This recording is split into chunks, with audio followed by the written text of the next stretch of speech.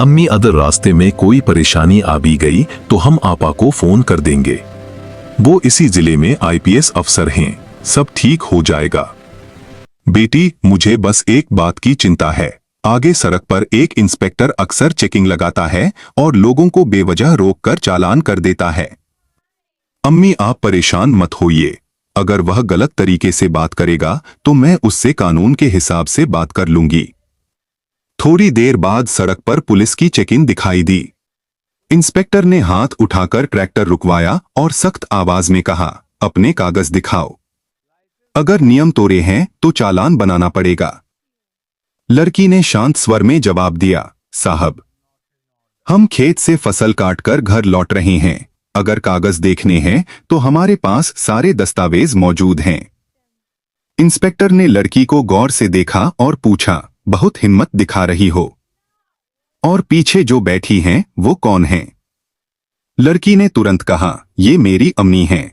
आप उनसे इज्जत से बात कीजिए, हमारे सारे कागज ठीक हैं। लेकिन इंस्पेक्टर बिना ध्यान से देखे ही शक जताने लगा।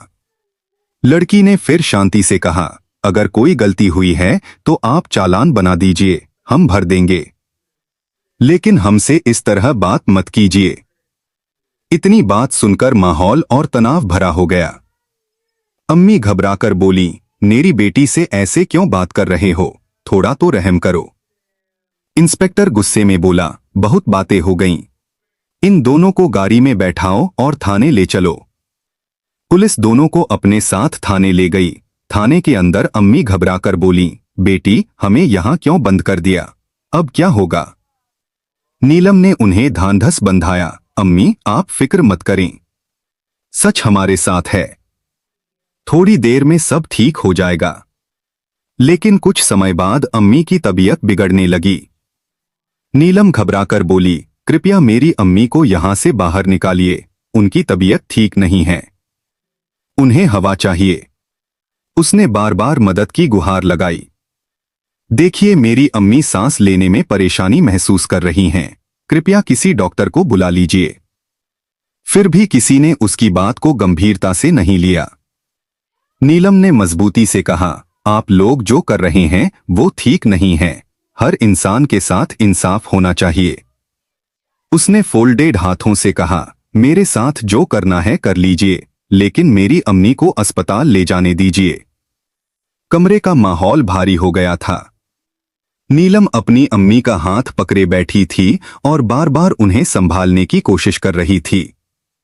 उसके दिल में बस एक ही उम्मीद थी कि कोई उसकी बात सुने और उसकी अम्मी की मदद कर दे। तुम मुझे कानून समझाने चली हो, यहां हमें पता है क्या करना है। अम्मी घबराकर बोली, मेरी बेटी को छोड़ दो, उसे जाने दो, वह बेगुनाह है। नीलम ने भी हाथ जोड़कर कहा, आप लोग मेरे साथ जो चाहें कर लीजिए, लेकिन मेरी अम्मी को जाने दीजिए, उनकी तबीयत बहुत खराब है, उन्हें तुरंत अस्पताल ले जाना जरूरी है। लेकिन वहां मौजूद लोग उसकी बात सुनने के लिए तैयार नहीं थे।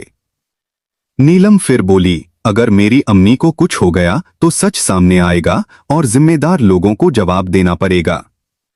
उनमें से एक आदमी हंसते हुए बोला, तुम्हारी बातें हमें डराने के लिए काफी नहीं हैं। कुछ देर बाद माहौल और भी भारी हो गया।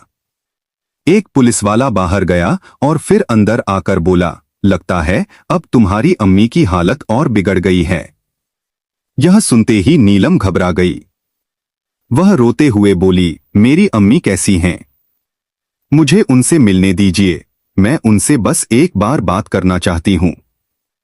लेकिन उसे मिलने नहीं दिया गया। नीलम बार बार पूछती रही, मेरी अम्मी कहाँ हैं? उन्हें क्या हुआ? क्या वो ठीक हैं? जब उसे सच्चाई का एहसास हुआ तो वह टूट गई। वह दौड़कर अपनी अम्मी के पास पहुंची और रोते हुए बोली, अम्मी, आंखें खोलिए, मैं नीलम हूं। लेकिन वहां मौजूद लोगों ने उसकी बात को गंभीरता से नहीं लिया। नीलम अपनी अम्मी को पकड़कर रोती रही। कुछ देर बाद उसने आंसू पोंछे और मजबूत आवाज में कहा, मेरी अम्मी के साथ जो हुआ है उसका हिसाब जरूर होगा। एक आदमी हंसते हुए बोला, तुम किससे शिकायत करोगी? नीलम ने दृढ़ता से जवाब दिया, सच देर से सही, लेकिन सामने जरूर आता है। कुछ देर बाद मौका देखकर नीलम वहां से निकलने में कामयाब हो गई। वह तेजी से बाहर आई और मदद ढूंढने लगी। घबराई हुई हालत में उसने एक आदमी से कहा, मुझे एक जरूरी फोन करना है, कृपया मेरी मदद कर दीजिए। उस आदमी ने उसे बैठाया और कहा, पहले शांत हो जाओ, फिर बताओ क्या हुआ है। नीलम ने पूरी कहानी उसे बता दी। वह आदमी हैरान होकर बोला, तुम्हारे साथ बहुत गलत हुआ है। वह इंस्पेक्टर कौन था? नीलम ने जवाब दिया, उसका नाम विक्रम सिंह है। यह सुनते ही वह आदमी गंभीर हो गया और बोला, हमें यहां से जल्दी निकलना होगा, मामला बड़ा लग रहा है। अगर आप मुझे सिर्फ एक फोन कर